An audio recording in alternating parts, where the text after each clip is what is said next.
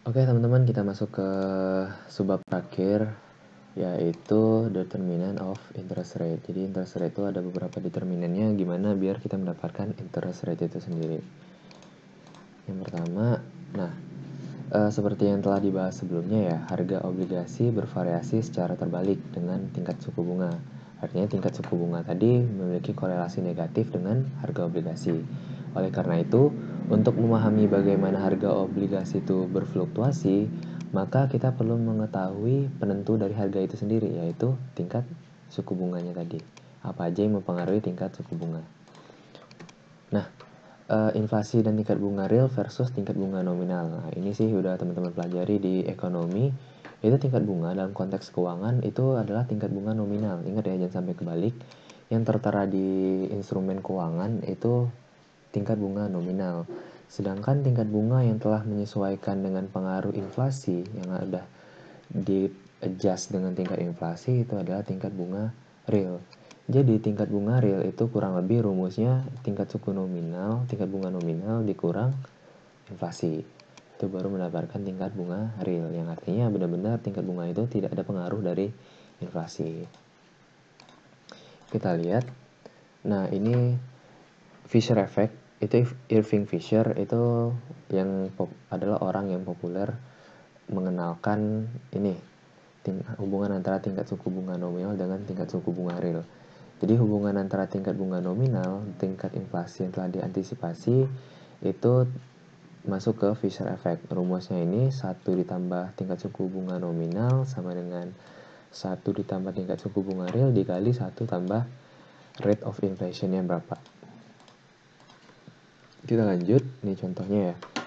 Assume that now you expect that inflation will be 5% over the coming year and want to analyze how much better off you will be if you place your saving account that also earn just 5%. Nah, ini tingkat suku bunga nominalnya, ini tingkat inflasi. What is the real rate of return? Berarti kita mau cari real tingkat suku bunga realnya berapa. Ini ya, kita kaji dulu dari sisi kemampuan kita. Let us assume that the price of goods and service today is, misalkan harga sekarang itu $1 per unit. Dengan tingkat inflasi 5%, maka di tahun selanjutnya harga barang dan jasa 1,05. Nah, makanya tabungan kita yang awalnya misalkan 10.000 itu bakal meningkat menjadi 10.500 karena tingkat suku bunga nominalnya 5%. Tetapi dengan harga yang naik menjadi 1,05 itu kemampuan beli kita tuh sama aja sebenarnya. Jadi gini ya, ini tabelnya.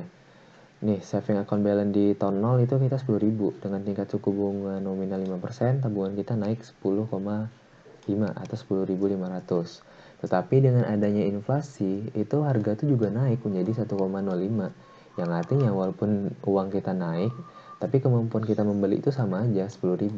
Makanya tingkat suku bunga sebenarnya tingkat suku bunga realnya tuh 0. Kita lihat ya, atau kemampuan real kita tuh 0. Nah, benar kan? Hasilnya 0. Dan pakai rumus ini, tingkat suku bunga real ya nanti dapat hasilnya 0% ya, karena nggak ada peningkatan dalam kemampuan kita membeli gitu. Lanjut, nah ini gimana kondisinya sama, tapi di sini inflasinya 4%. Tapi gimana kalau misalkan ada kemampuan peningkatan belanja kita sebesar 2%. Nah, kita lihat. Nah, ini ya, dengan tabungan awal kita 10.000 itu bisa meningkat menjadi 10.608. Gimana caranya? Nanti kita lihat perhitungannya. Harganya karena 4% inflasi naik menjadi 1,04. Purchasing power kita kan tadi diasumsikan meningkat 2%, makanya kita dapat mampu beli 10.200. Nah, gimana untuk mendapatkan tingkat suku bunga nominal ini? Kita lihat lagi. Nah, di sini R nominal itu mendapatkannya adalah 1 tambah tingkat suku bunga real dikali 1 tambah R inflation dikurang 1. R realnya tadi berapa? 2%. Kenapa 2%? Karena 2% tadi diasumsikan meningkatkan kemampuan belanja. Artinya realnya itu sebesar 2%. Jadi dapat R nominalnya sebesar 6,08% gitu. Oke, jadi intinya untuk meningkatkan kemampuan real kita sebesar 2% dalam membeli barang dengan dengan inflasi pada saat itu sebesar 4%, berarti kita harus menabung di tempat yang memiliki tingkat suku bunga nominal sebesar 6,8%. Itu penjelasannya. Nah, interest rate determinants breaking it down. Kita memecahkan lagi, membagi-bagi lagi apa aja yang mempengaruhi dari tingkat suku bunga nominal.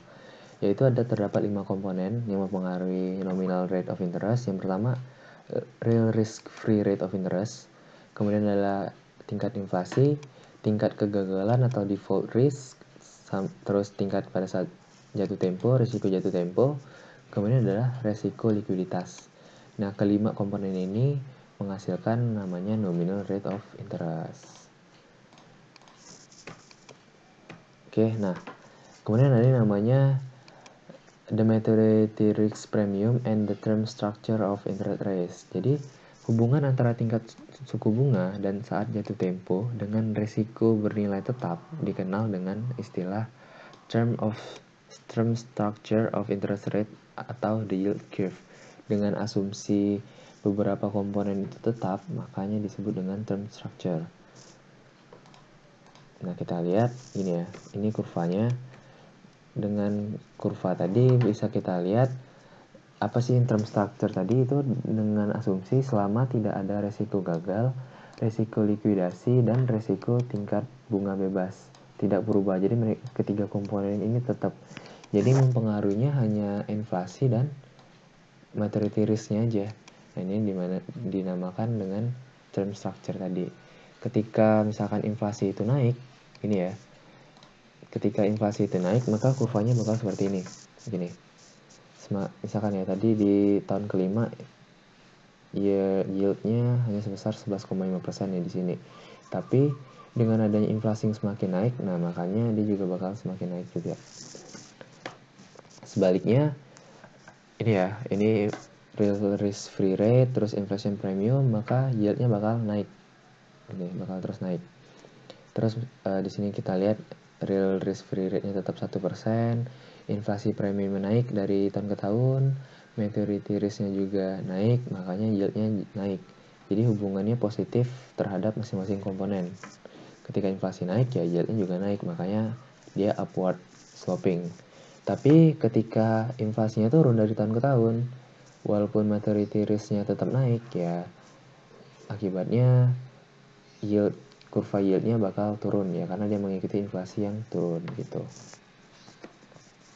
Nah, selain dia naik turun, pergeseran kurva yield tadi bisa mengalami pergeseran juga, sama seperti kurva permintaan dan penawaran ya. Itu bergantung pada masing-masing 4 faktor yang menentukan perubahan tingkat bunga. Jadi nanti di slide selanjutnya itu menunjukkan kurva yield 1 hari sebelum serangan 911 ya, serangan Al-Qaeda, dan 2 minggu kemudian. Jadi pada saat kita lihat langsung aja kurvanya. Nah, ini yang merah ini adalah kurva sebelum kejadian 911, yang biru adalah kurva setelah kejadian. Kenapa kurvanya turun, artinya yieldnya turun ya, karena ketika adanya kejadian 911 itu tingkat kondisi ekonomi di Amerika Serikat itu mengalami kekacauan, setidaknya kekacauan dalam beberapa minggu, sehingga price-nya turun. Price rata-rata barang dan jasa pada saat itu turun, yang berarti mengindikasikan bahwa tingkat inflasinya juga turun, air inflation-nya itu turun. Ketika air inflation turun ya terpaksa yield-nya juga turun, makanya tingkat yield-nya bergeser ke kanan bawah gitu. Atau enggak misalkan kondisi lainnya nanti ya, ketika ada biasanya nih waktu lebaran nih misalkan, ketika lebaran kan banyak terjadi demand yang mendesak ya, contohnya pembelian baju, terus daging segala macam, yang mengakibatkan tingkat inflasi atau tingkat harga pada saat itu tuh menjadi naik. Atau enggak kalau dalam istilah ekonomi itu terjadi demand pull inflation, sehingga menyebabkan tingkat harga pada naik dan yield-nya juga harus naik gitu loh. Jadi ntar yield-nya bisa jadi ada kemungkinan naik ke atas ini misalkan. Nah, yield-nya naik ke atas tadi yang merah tadi. Jadi tergantung dia menyebabkan kenaikan atau penurunan harga. Kurva yield pada umumnya itu berupa kemiringan ke atas, upward sloping, karena berhubungan positif dengan